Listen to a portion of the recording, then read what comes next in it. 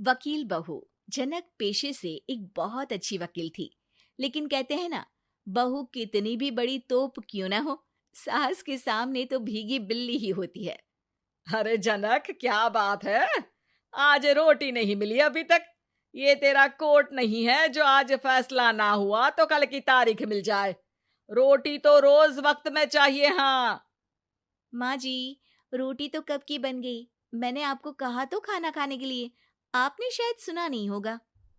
ओहो हो, जज नहीं हूं मैं तेरे कोर्ट की, सास हूं सास। कोई दलील फालतू की मत देना यहाँ। बहुत जानती हूं मैं इन वकीलों को। अपनी बात ऊपर रखने के लिए झूठ बोलने में जरा भी नहीं सोचते। तभी वहां जनक के ससुर आ जाते हैं। अरे भाग्यवान, क्यों बेचारे के काम को कोसती रहती है हमेशा। मैं भी तो था वहां जब ये आई थी तुझे रोटी खाने को बुलाने के लिए। सास को तो अब गुस्सा आ जाता है कि कैसे किसी ने बहू की साइड ले ली। अरे वाह जी वाह, वो तो मैं जानती थी कि कोई ना कोई गवाह तो ये पेश कर ही देगी। पर मैं तो अब सीधा खाना खाकर सोने जाऊंगी। मुझे आदत नहीं है किसी से बहसा बहसी करने की।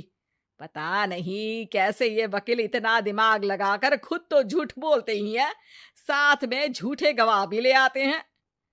जनक को सास के ताने सुनने की अब आदत सी पड़ जाती है। एक दिन जनक वकील की ड्रेस पर काला कोट पहनकर कोर्ट के लिए निकल ही रही होती है कि अरे कहाँ चली काला कौवा बनकर? टोक दिया ना। अब कोर्ट तो वकील वाली ड्रेस पहनकर ही जाऊंगी ना। वाह भाई वाह, दामिनी तो मैंने भी देखी है। सन्नी पाजी ने ऐसा ही कोट पहना था और कहा था कि तारीख पर तारीख, तारीख पर तारीख। मतलब कि कोई बात करनी है तो बोलिए, वरना वक्त नहीं है मेरे पास खराब करने के लिए। अरे पता नहीं तुझ में क्या देखा मेरे बेटे ने, सारा दिन वकीलों वाली बहस करती है, भोली भाली सास के साथ। अच्छा सुन, जो इतनी बहस मेरे आगे करती है ना, जरा अपने बॉस से कर ले, जो 1 साल भी ना हुए तेरी शादी को और काले कपड़े पहना दिए। अंदर जा और लाल कोट पहन कर आ, पता तो चले कि नई नवेली शादी हुई है। अरे माँ जी, कोर्ट में मेरा बॉस क्या करेगा? ये तो पूरे देश की ड्रेस है वकीलों के लिए। लेकिन सास तो ठहरी सास। अच्छा, तो कोई जरूरत नहीं है 2-4 साल कोर्ट जाने की। शादी थोड़ी पुरानी हो जाए तब इजाजत दे दूंगी मैं तुझे काले कपड़े पहनने की। अब क्या था, मन मारकर जनक को लाल रंग का कोट पहनकर कोर्ट जाना पड़ता है। उसके जाने के बाद आहा, बढ़िया, ये पूरे देश की ड्रेस की बात करने वाली। अरे पहना दिया ना लाल कोट। अब सास आए दिन या तो जनक को उसके काम का ताना देती, या फिर उसका काम छुड़वा देने की धमकी।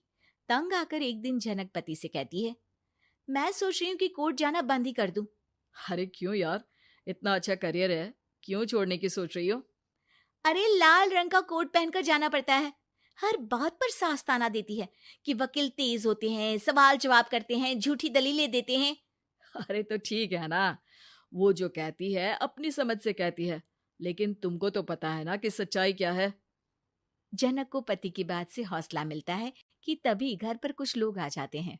अरे आइए पंच साहब, कैसे आना हुआ? अरे भाई साहब, सुना है कि आपकी बहू वकील है। तभी वहां सास आ जाती है। हाँ है तो, लेकिन क्या हुआ? फिर कहीं बहस कराई क्या? अरे हम तो खुद दुखी है उसके व्यवहार से। अरे भाभी जी, आपको तो पूरा मोहल्ला जानता है कि आप कितना बोलती है। फिर हम यहाँ बहू रानी की कोई शिकायत नहीं, बल्कि अपनी परेशानी लेकर आए हैं। ससुर जी खुश हो जाते हैं। हाँ हाँ, मैं अभी बहू को बुलाता हूँ। जनक वहां आती है, सबको नमस्ते करके बैठ जाती है। बहू रानी, हमारे गांव में बड़ी मुसीबत आ गई है। अब तो पूरे गांव की जिम्मेदारी मानो तुम्हारे कंधों पर है। अरे ना ना, इससे तो घर की जिम्मेदारी पूरी नहीं होती, ये गांव की जिम्मेदारी क्या लेगी? भाभी जी, आप चुप हो जाओ। यहाँ पढ़े लिखे लोगों की बात हो रही है। आप जाओ, जरा रसोई से सबके लिए चाय लेकर आओ। मैं कॉफी लूंगी। हाँ हाँ, वकील साहिबा के लिए कॉफी। सास सर पैर सब पटक कर वहां से निकल जाती है। बहू, गांव में पानी नहीं आ रहा है, पड़ोसी राज्य ने हमारा पानी रोक रखा है। इसका मामला तो बड़े कोर्ट में चलेगा पंच जी, लेकिन ऐसा क्यों? वो राज्य हम लोगों से पानी के पैसे मांग रहा है। अब आधे गांव में पानी की सप्लाई खत्म हो गई है बहुरानी। अच्छा पंच साहब, बात गांव की है तो मैं जरूर केस लड़ूंगी। यहाँ एक बार फिर सास की एंट्री हो जाती है। अरे वाह जी वाह, ये काम करवा लो, आप हमारी बहू से बहुत अच्छा करती है। मैं हूं सीधी सादी सास।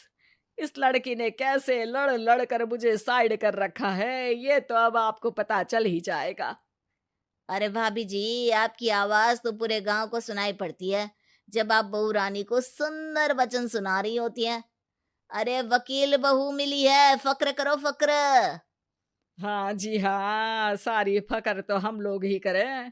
खैर, अब जो केस लड़ेगी और पानी गांव में आ जाता है तो पंच साहब लिख कर देना होगा कि हैंड पाइप में सबसे पहले मेरी बाल्टी और घड़ा भरेगा।